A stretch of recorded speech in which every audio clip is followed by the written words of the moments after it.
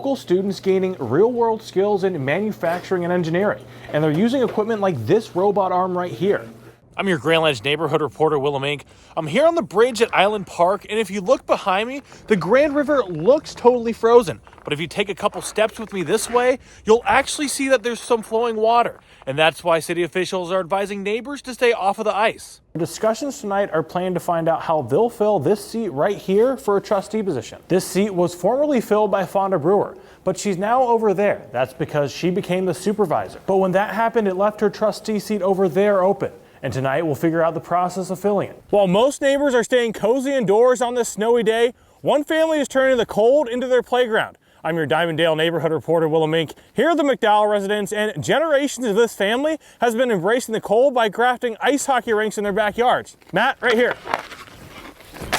Yeah, baby. Matt Hasbany's childhood winters meant being outdoors. Outdoor rinks. In Lansing, there was 11 outdoor rinks back in the 50s and 60s. He says those were public rinks, and he decided to bring that tradition to his own home. Yeah, it's a way of life. We've had a rink since 1982. We used to flood them every year in my backyard. He's 72 now and still out here playing the game he loves. In 2018, he passed on the tradition of having a home rink to his daughter Rachel and son-in-law Stephen McDowell here at their Diamond-Dale home. It means a lot to me. I grew up, like I said, doing it, and to have my kids be able to do it with their friends like I did, it's a great deal. It's a pond turned ice rink. And this cold weather has brought new life to the rink that they didn't have last year. I mean, we've been out here a handful of times already. Last year, I think we were on the ice once. And this bitter cold could not stop the McDowells or Hasbany's. And the hockey net almost couldn't stop them either.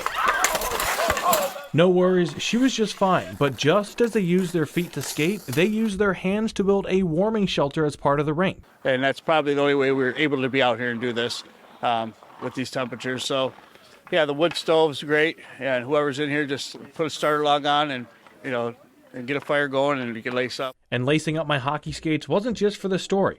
I've been playing hockey for more than a decade, and being invited back to this rink is an offer I'm going to take. But on this snow day, I met 3 generations of friends and family out on the ice. I mean, it's definitely fun, and it gives us something to do instead of sitting inside. The youngest generation telling me where they would be if this tradition had not been carried on. Yeah, I'd probably be scrolling on TikTok.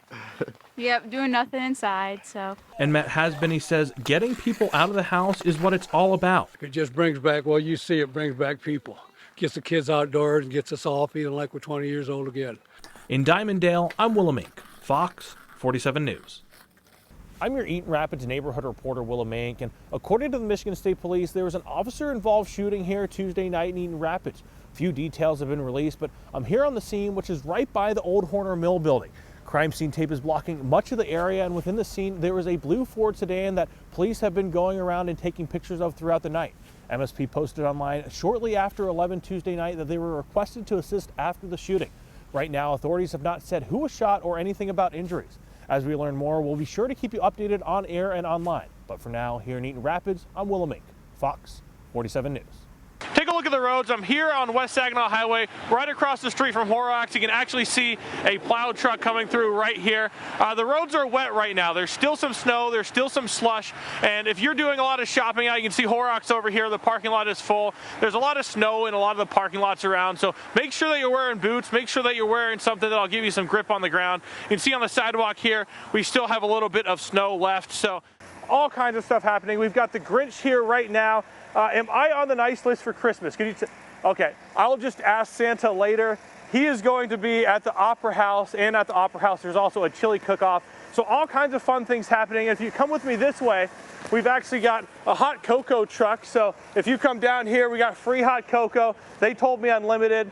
I can't tell you how much you can drink. And then over the library, if you're looking to stay warm, there's all kinds of arts and crafts happening at the library. So just so much going on. You still about adopting an animal, like this little girl right here. This is Monopoly. Say hi, Monopoly. And I would love to take her home, but I already have 3 cats at home, and experts tell me it's really important. Good evening and welcome to Fox 47 News in your neighborhood. I'm Lemmink. We have a packed show in tonight's tour of mid-Michigan. We'll take you to the Capitol to see plans from state lawmakers to help neighbors through a turbulent economy, to Jackson and a 20-year-old plan to build up the city, and then we'll stop in East Lansing, where fees from BWL continue to raise frustrations. But we begin our tour in Delta Township, where there has been a surge in stolen cars and car break-ins. I'm your Grand Ledge neighborhood reporter, Lemmink, and I'm here at the Wacusta General Store, where just over 10 years ago, lightning struck in the form of a $2 million scratch-off ticket. And now, with Powerball fever spreading across the state and the jackpot reaching $1.4 billion, I'm talking to neighbors and the store manager about luck, lottery dreams, and whether or not where you buy your ticket matters. In 2014, a scratch-off ticket worth $2 million was sold here. Store manager Stephanie Haven says neighbors haven't forgotten. I still get customers come in and say, hey, I have heard you had some winning tickets here. Customers like Brenna Volk believe big winners come from small stores like these. But I feel like places like this, like mom and pop places, or places like this in the middle of nowhere, like where's Wacusta, Michigan? I feel like a lot of them come out of those types of places. The Powerball drawing is tonight just before 11 o'clock. I'm your Eaton Rapids neighborhood reporter, Lemmink, and this Christmas, an owl is getting the gift of care after it was found on the side of the road in a bag. It was very hard holding for the first time. She just kind of laid in my arms and she looked at me like, what are you going to do to me now? An owl in Eaton Rapids is on the road to recovery after being found in a bag on the side of the road in West Michigan earlier this month. And it just makes me really teary and upset. Now we're trying to save her. The great horned owl was transferred to Wildside Rehabilitation and Education Center in Eaton Rapids, where she's now receiving care. This is what we do. This is what we love to do. Louise Sagert is the founder and executive director of Wildside, which has been nursing injured, orphaned, or sick wildlife back to health for the past 30 years. Volunteers at the center are helping the owl named Winter on her path to recovery, caring for her injured foot, which had been tightly bound by a zip tie, causing serious injury and infection. She is not eating on her own, but we're hand feeding her and she's taking it well. So, all those are very good signs for us. And the fact that she has blood supply in that foot and can move that foot, we're just very happy about that. The Michigan DNR says a conservation officer conducted an investigation, but was unable to find any leads. Anyone with information is asked to contact the DNR's Report All Poaching hotline that you can see on your screen. She's getting pain meds, she's getting foot soaks twice a day. Winter remains in serious condition. If she recovers, she'll be moved back to West Michigan to live in a local nature center. Sagert says neighbors can aid the nonprofit in Winter's recovery. We always take volunteers. We always take donations of venison and chicken. If you have other wild meats, you can certainly call us and we're probably able to take that. I've linked their information in this story on our website, fox47news.com. In Eaton Rapids, I'm Lemmink, Fox 47 News.